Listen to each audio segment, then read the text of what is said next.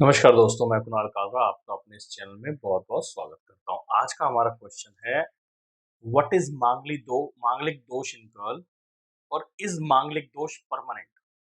कि लड़की के कुंडली में मांगलिक दोष क्या कैसे देखते हैं? और दूसरा क्या मांगलिक दोष परमानेंट है? देखिए, सबसे पहले समझने की बात है कि मांगलिक दोष होता क्या है? कि मांगलिक दोष लड़की में अलग नहीं होता और लड़के में अलग नहीं होता। मांगलिक दोष एक ही चीज़ होती है। जिसमें मैंने मांगलिक दोष के ऊपर कई वीडियो बनाया हुआ है, जिसमें मैंने बताया हुआ है आपको क्लियरली कि मंगल अगर आपके पहले घर में, चौथे घर में, 7वें घर में, 8वें घर में, 12वें घर में होता है, तो आप मांगलिक हैं। आंशिक, हाई सब अलग इसी की कैटेगरीज़ है, बहुत सारी कैटेगरीज़ है। तो लड़की में अलग क्या होगा? लड़का और लड़की तो एक ही ह्यूमन बीइंग, मंगल ने तो कुंडली तो एक ही है, जब कुंडली बनती है तो उसमें नहीं बता सकते आप कि ये मेल की कुंडली है या फीमेल की कुंडली है, ठीक है?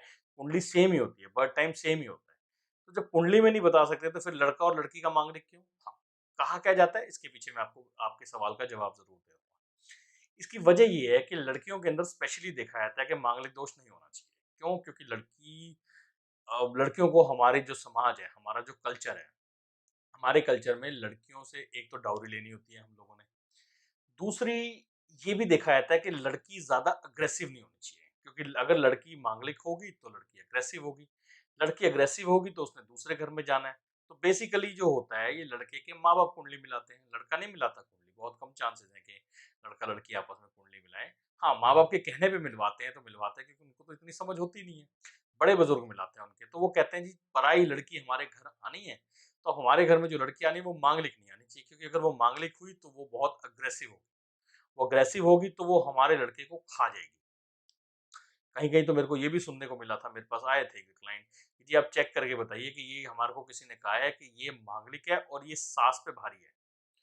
मतलब अगर इसकी शादी हुई तो सास गुज़र जाएगी। अब मैं क्या जवाब दूँ जी इसमें? मेरे को समझ नहीं आया क्या जवाब दूँ। गुज़रना जब एक आदमी की एज होगी वो तो गुज़रेगा ही ना। अब ये तो है नहीं कि वो जो लड़की आई है वो मर्डरर होगी। मर्डर तो नहीं करेगी ना वो। वो क्या होगा अब ये भी कहा जाता है कि उसके पैर पड़े और सामने वाला गुज़र गया। अगर तो वो मर्डरर है तो कुंडली बता देगी कि जी दैट वो मर्डरर है और साथ में पुलिस पकड़ेगी उसको, वो तो एक अलग सिचुएशन हो गई। मगर अगर आप इस चक्कर में पड़े हुए हैं कि लड़की के अंदर मांगलिक दोष कैसे होता है, तो लड़की के अंदर भी आपके सवाल का जवाब तो ये है कि दोष दोनों में सेम होता है। लड़की का अलग नहीं मगर हाँ, लड़की को प्रेफ़रेंस इसलिए दी जाती है कि हम लड़के जो होते हैं वो थोड़ा-सा एक अपर हैंड लेते हैं कि मांगलिक लड़के में चल जाएगा। लड़का अग्रेसिव होगा तो चल जाएगा। मगर लड़की अग्रेसिव नहीं होनी चाहिए, लड़की मांगलिक नहीं होनी चाहिए। तो ये वजह होती है कि लड़के का और लड़की का अलग क्यों बोला जाता है। दूसरा आपका सवाल था कि इज़ मांगलिक दोष परमानेंट? देखिए, सबसे पहले समझने की ज़रूरत है कि अगर तो आप इसको दोष मानते हैं, तो ये परमानेंट ही होता है, ये टेम्परेरी नहीं होता। मतलब समझ लीजिए, अगर मंगल आ गया आपकी कुंडली के अंदर पहले घर में या 8वें घर में या 7वें जो भी मंगल की कंडीशन है, उसमें आके जन्म के समय बैठ गए। अब वो बैठ गया है तो उसका मतलब हो गया उस टाइम की जो प्लैनेटरी पोजीशंस हैं आपकी जन्म के समय की प्लैनेटरी पोजीशंस उसकी पिक्चर होती है हॉरोस्कोप, राइट? उसकी कैलकुलेशन होती है। अब उसकी कैलकुलेशन बताती है कि वो जन्म के समय तो आपका मंगल इस घर में था। तो अब मंगल इस घर में था तो इसका मतलब वो हट थोड़ी सकता है। उसको अब रब थोड़ी कर सकते हैं कि जी मंगल यहाँ से हमने हटा दिया है कि अब मेरा बच्चा मांगलिक नहीं रहा। या तो आप बर्थ टाइम गलत कर सकते हैं, तो वो हट सकता है वो कि जी मांगलिक वाला नहीं है, 1 घंटे बाद का टाइम दे दीजिए, 1 घंटे बाद मंगल हट जाएगा वहाँ से, किसी और घर में आ जाएगा।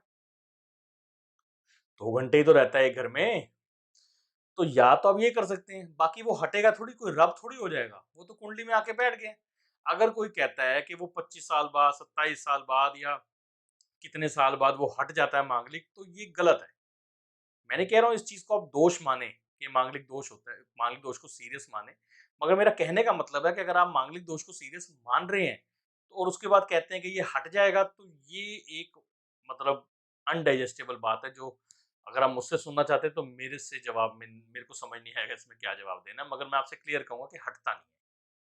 अगर आप इसको दोष मानते हैं तो ये हटता नहीं है। जो रह गया वो रह गया। काल सर्प अगर आपकी कुंडली में है तो वो रहेगा। उसका वैल्यू कितनी होती है, उसका महत्व कितना होता है, वो अलग चीज़ है, कि नहीं है जी इसका महत्व, कोई मानता है, कोई नहीं मानता है, डिबेट का इश्यू है।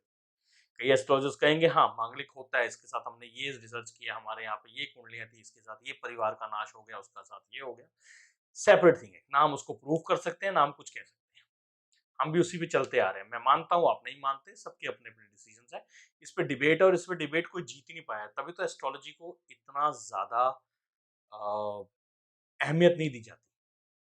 जिसकी हो जाती है पूरी उसको देता है, जिसकी नहीं होती उसको नहीं देता, उसको सीरियस नहीं लेता।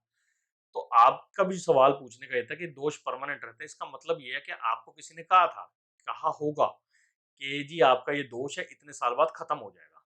तो अगर आप इस उम्मीद में बैठे हैं कि इतने साल बाद खत्म हो जाएगा, फिर मैं कुछ काम करूँगा या उसके बाद मैं शादी करूँगा, तो you just wasting your time.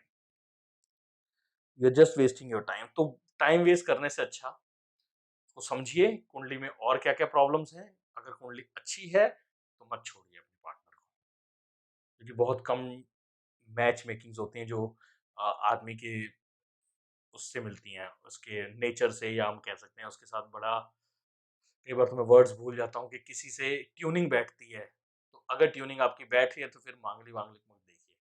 अगर ट्यूनिंग बैठ रही है तो यानी नेचर अच्छा है सामने वाले का।